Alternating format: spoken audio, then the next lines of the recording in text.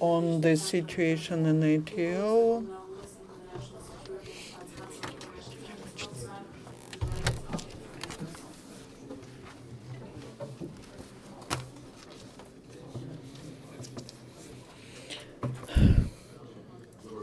Good afternoon, esteemed colleagues.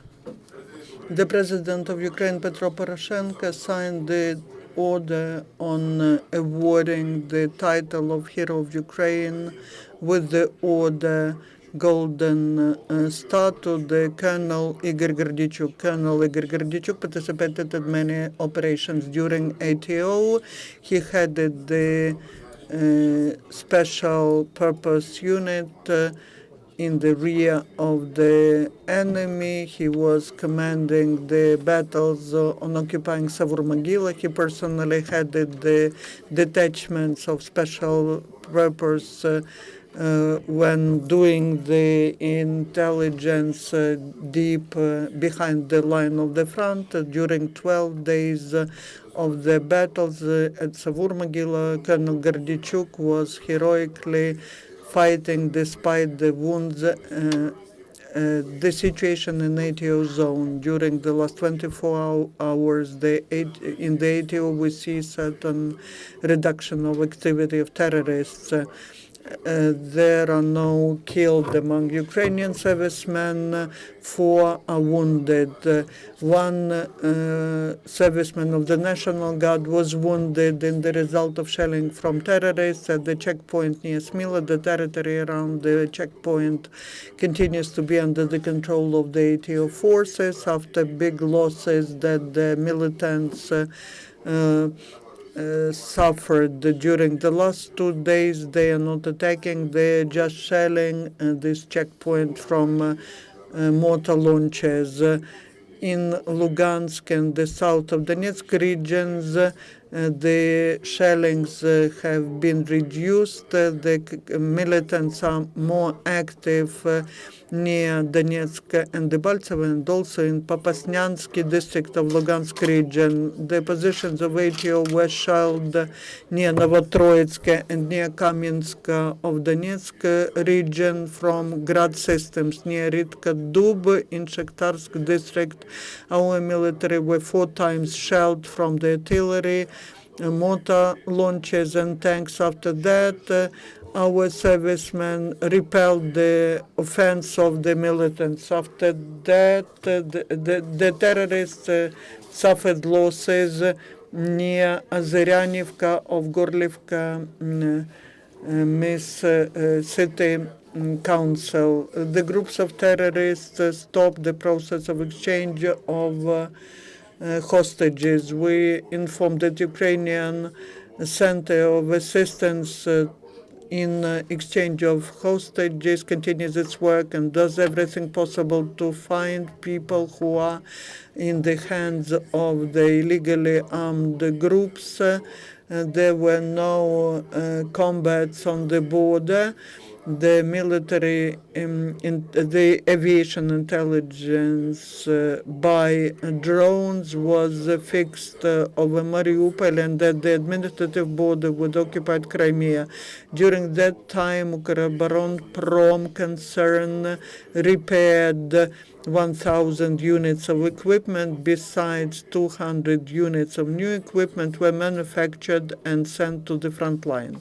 As to the situation in the settlements in the ATO zone, as to yesterday's explosion that took place in Donetsk yesterday, after the militants occupied the plant where there were a lot of explosives. The terrorists were trying to start manufacturing explosives. According to the operational data and the assessment of the experts, the explosion at the plant happened because the militants were not observing the technological process. On the 19th of October at 12:38, the electricity was the supply of electricity was resumed to Pivdенно-Donbassky water pipeline on the 17th of August, the pump station of this water supply plant, because of the shelling, was cut from the electricity. More than 30 settlements with 250,000 citizens depend on the water supply from that plant. The terrorists continue to systemically shell the canal Siversky Donetsk Donbass. Also, because of the shellings from militants, because the gas pipeline was destroyed in this settlement Tryochzibanka and Smila in Lugansk region, 3,500 people were disconnected from gas supply. The works on renewing the 7A power unit number 7 continue. And now they are repairing the roofs and constructions. They are buying and preparing the equipment. The launch of this energy unit is planned on the 1st of December 2014, and this will allow to reduce the burden on the operating energy unit of thermal electric power station. Despite the shellings, the brigades of Donetsk Obelenерgo resumed electric supply to 24 settlements of Donetsk regions. They resumed energy supply in Leninsky, Kirovsky districts of Donetsk and Kubishevsky water transportation plant. Also, in the city, they resumed electric supply to the coal mine Kirovska and Lydiivka, where there were 8 coal miners at the moment when the electricity was cut from these coal mines. The pensions and monetary assistance is financed in 22 regional and city departments of Donetsk region, which are under the control of Ukrainian military. This will allow the citizens of the territories which are temporarily occupied to go with their passports to the nearest working department on social support and get the social payments. Yesterday, the citizens of Kramatorsk received more than 57 tons of humanitarian assistance, which was allocated by the state. This time, the food products for the citizens of East were sent by the people from Zaporizhzhia, Dnipropetrovsk, Kievska, Mykolaievska, Odessa, Chernigivska, Cherkasska, Chernivetska regions at the city of Kiev. The trucks with humanitarian assistance first came to Zaporizhzhia and then went to the east of Ukraine, to the city Kramatorsk. We would like to remind that for the money allocated by the government of Ukraine, the first tranche, which is 44 tons of humanitarian assistance with food products, medical, electro generators, and other objects of first necessity on the 3rd of October were supplied to Severodonetsk of Lugansk region. The second tranche, 116 tons, was delivered on the 7th of October to Mariupol and Kramatorsk of Donetsk region, and the third on the 13th of October to Kramatorsk. This way, the emergency service rescuers of Ukraine have purchased and delivered to the citizens of Donetsk and Lugansk regions more than 270 tons of humanitarian assistance. Yesterday's meeting of the Council of EU on Foreign Affairs had a meeting on the situation in Ukraine as to implementation of the peace plan and the support of special monitoring mission of OSCE and further assistance of EU to Ukraine. The conclusions talk about the European Union, which makes responsible for execution of Minsk agreements, which makes responsible Russia for execution of Minsk agreements. EU calls upon Russia to withdraw the illegal armed groups, military equipment, militants, and mercenaries.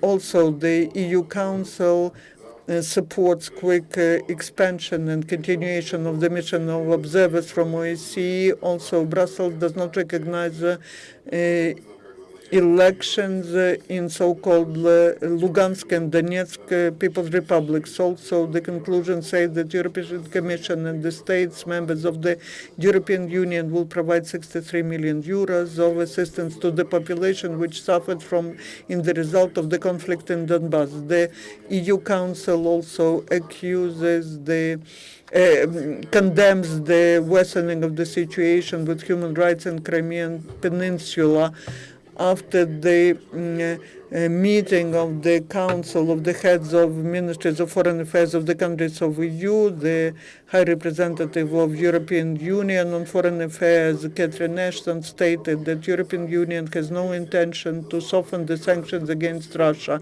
The head of the Ministry of Foreign Affairs of Poland, Grzegorz Schetin, also stressed that they are not talking about softening the sanctions, and according to him, we need to continuously maintain the sanctions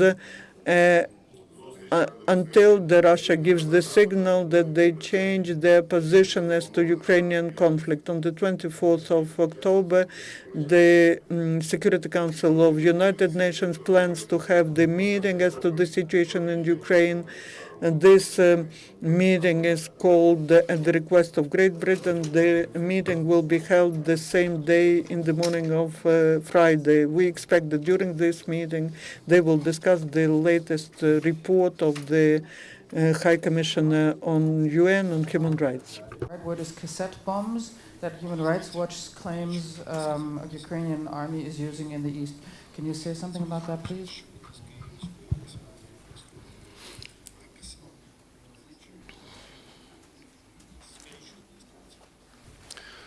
Thank you for questions.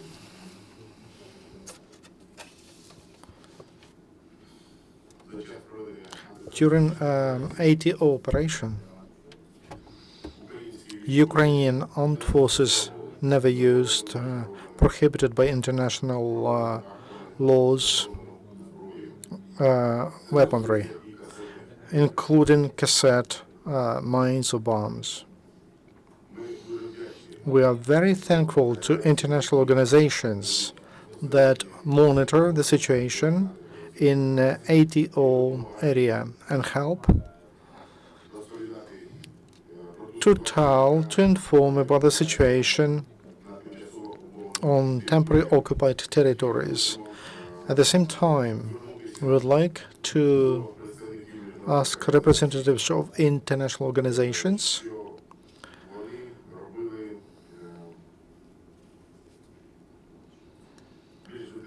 we ask them to be very serious in providing such information. If it is about using cassette weaponry against living quarters of Donetsk, I have to tell you that I state that Ukrainian armed forces don't shell living quarters in the cities. It is prohibited by the President of Ukraine, who is the supreme commander of our armed forces. That situation and the shelling is happening every day. There are lots of provocations.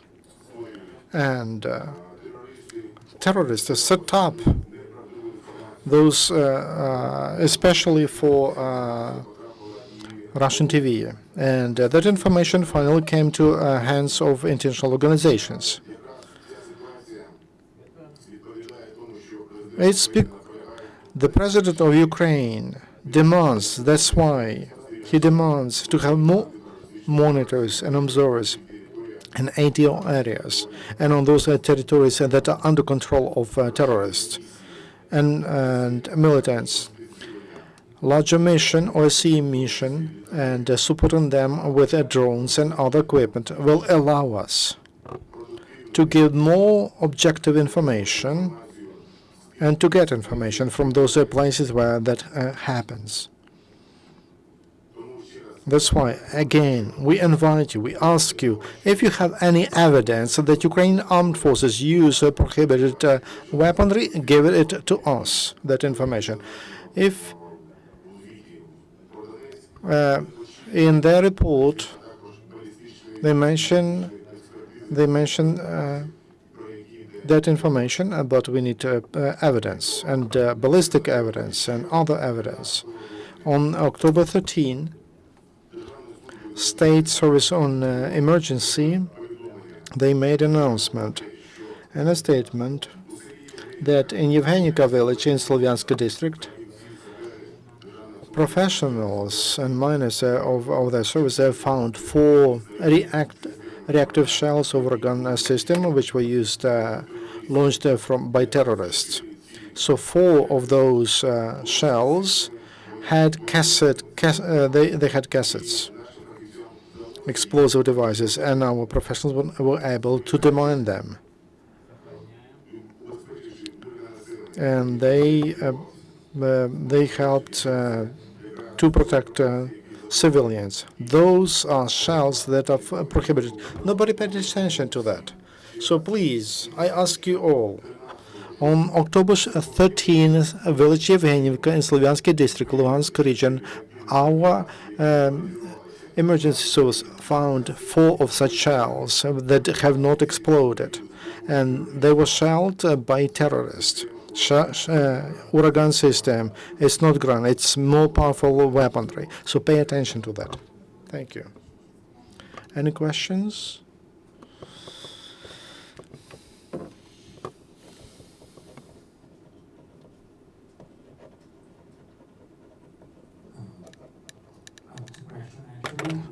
Is about the statements about some units of the Ukrainian forces that are being manipulated somehow by a so-called hostile power in order to destabilize the country. Can you say something about it?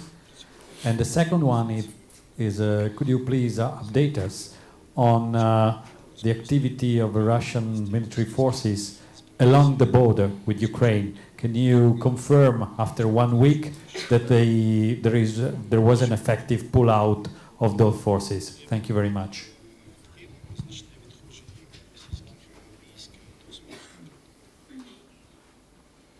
Я не дуже зрозумів перше питання. I have not understand the first question. Manipulated by hostile power. Там було щось про те, що якимись нашими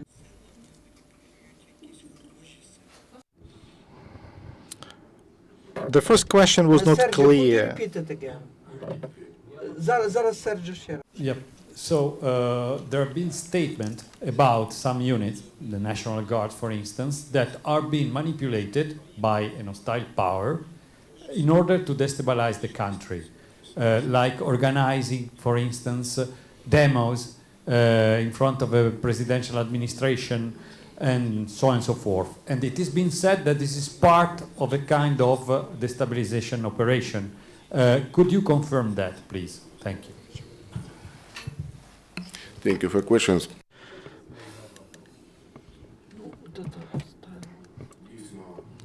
Yes, there are a lot of provocations, and they take place every day.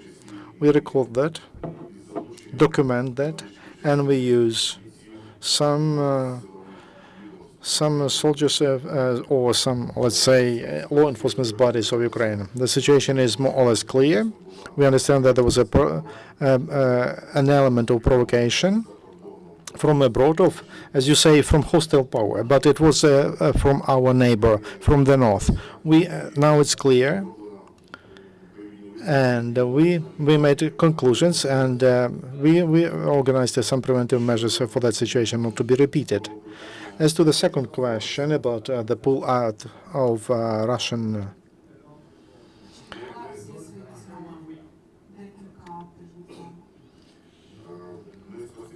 we observed that they started to move Russian troops along Ukrainian border. They moved.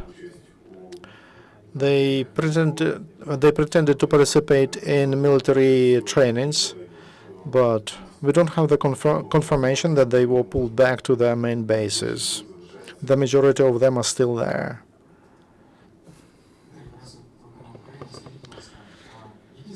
What measures are taken in ATO headquarters for weaponry from ATO area not to get to other peaceful regions? And the second question, you told that you have information that yesterday there was an explosion at the plant, and because of mistreatment of explosive devices, they exploded. But there is information that there are some Ukrainian guerrillas, and they organize different campaigns to destroy bases of terrorists. To the second question, we need they should study material devices, and they should defend themselves better. For the first question, ATO area is that area that controls the movement of explosive devices and weaponry used on that territory. A lot of law enforcement forces, they check all who go through checkpoints. They have the order to take all explosive devices, all weaponry, and there are a lot of such cases. And we have information that some of that weaponry gets to other regions. So, but we don't have hard evidence that those arms came from ATO area. SBU and police are working on that, so there is an investigation. So we don't have the confirmation that weapons are trafficked to other regions. So all the filtration, all confiscations is taking place on checkpoints, especially recently. They check all the cars. When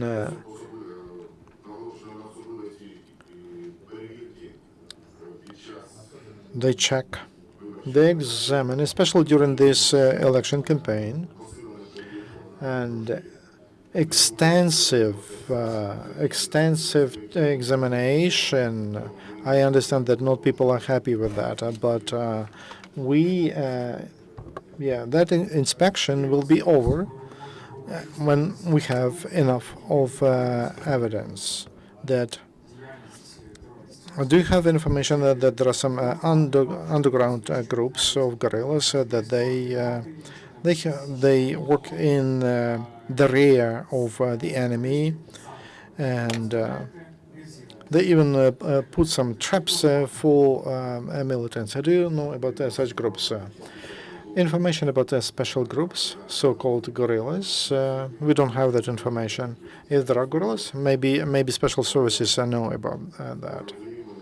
We understand, and there are facts, that local people who are sick of that order of DNR and LNR, they really started to unite, and they started the resistance.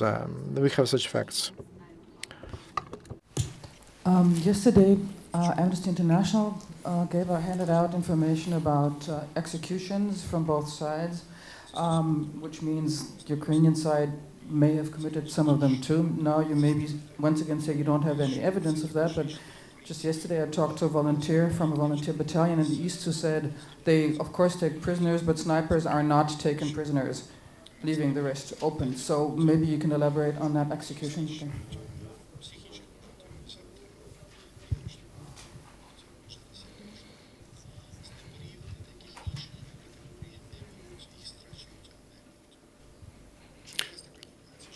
Thank you for the question.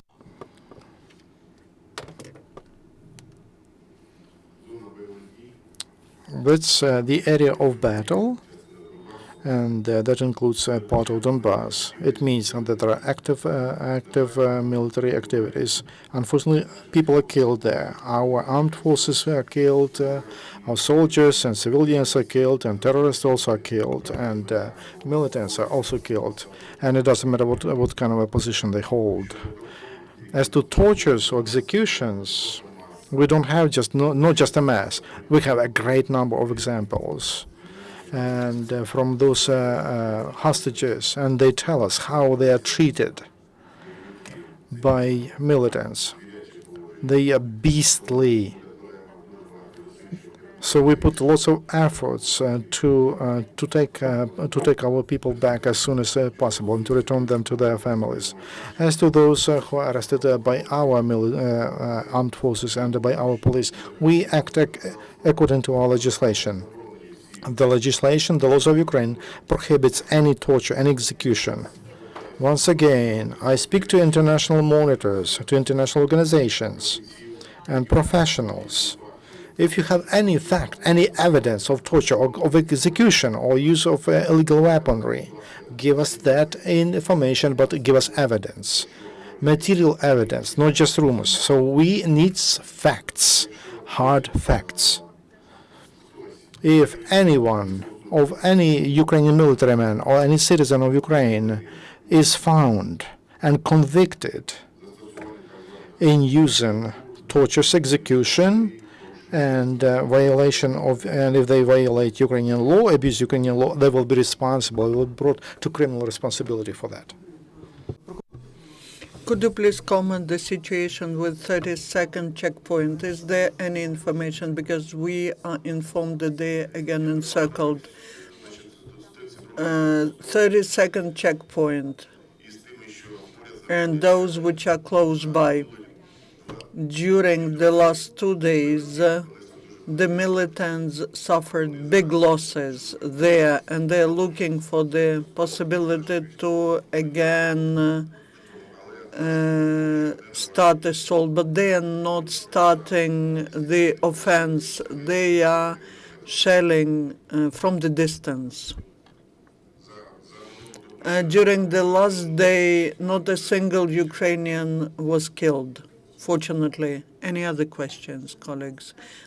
Then thank you, and tomorrow again 12:30